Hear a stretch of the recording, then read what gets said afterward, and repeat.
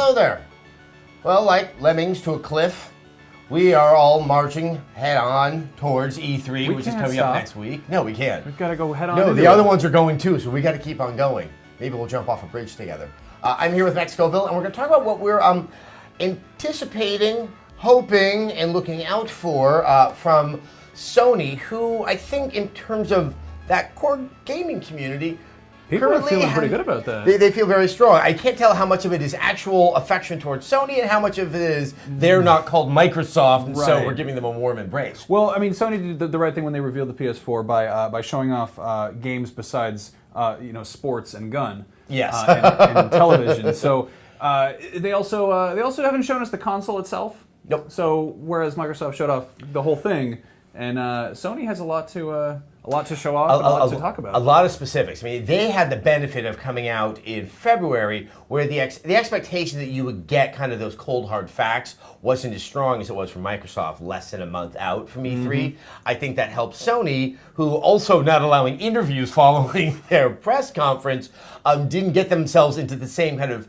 messaging morass that Microsoft was in. But then again, there's a lot that's less clear about Sony. And I think one of the key things is what happens with online, what happens with Gaikai. There's a lot of cool ideas, some of which were also talked about by Microsoft, like the idea of someone else joining your game and taking control of your gaming experience. Yeah, and there's also the one thing I don't think they mentioned it really at all, was Vita compatibility during their big. I mean, there was some, the game Knack, that's from Mr. Sony. I heard a little rumor that some PS4 devs said that all PS4 games are requiring remote play for Vita. I mean, I haven't heard that myself. That sounds unfortunately very, very in line with things that Sony has done. I think the 6-axis requirement of the PS3 generation, I think there's still something of a hangover for a few people out there about that kind of integration. Obviously, Vita, not as hard, assuming that it can just kind of somehow manage to stream the game. But that's, I mean, it's interesting. They are currently seen as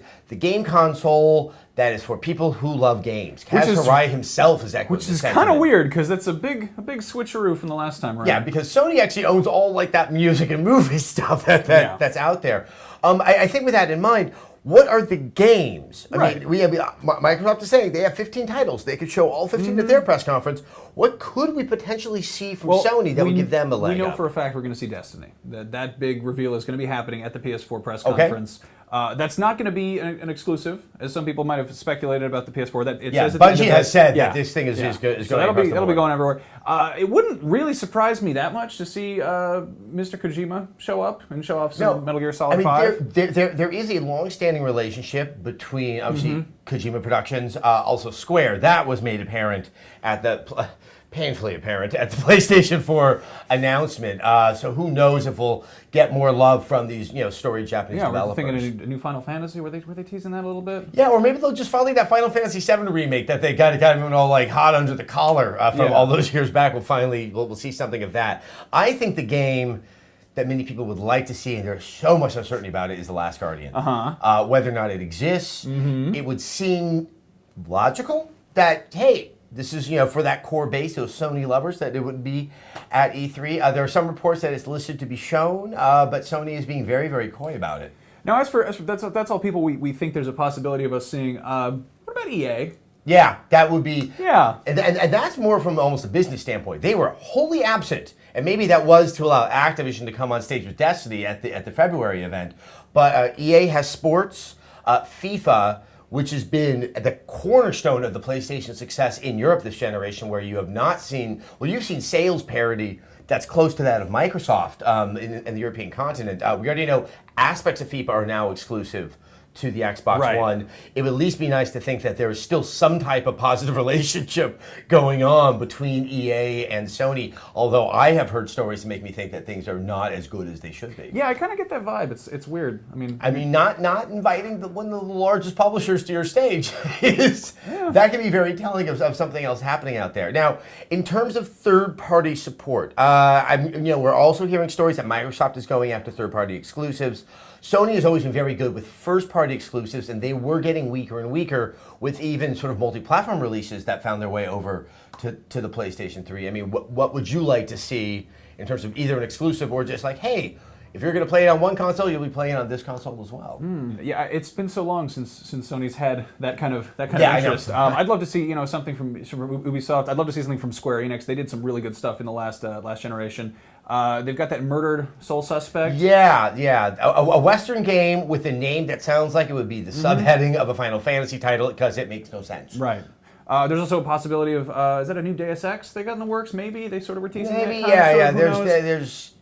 Well, once again, it'd be just great to know that assurance that we're going to get those games on the PlayStation and you're not missing out because they're exclusive or they have an early advance exclusive on the Xbox console. Yeah. But I think you're also right. More and more first-party exclusives. Could we see an Uncharted 4? Could we see some of the older franchises from Sony sort of make an appearance? I think if they have that strong catalog of games, they're fulfilling gamers' expectations that that this is the gamer-centric console, whereas Microsoft's is the one that's more entertainment. At the same time, though, the fact that Microsoft got all of the boring stuff out of the way with their reveal, there's a pretty good chance we're going to have like a good 10 minutes of the PlayStation 4 being kind of shown off just as a box, and then maybe a little bit of time spent on some of the PlayStation Move. And the thing is, I think we're going to see a lot of Vita attention and a lot of PS3 attention.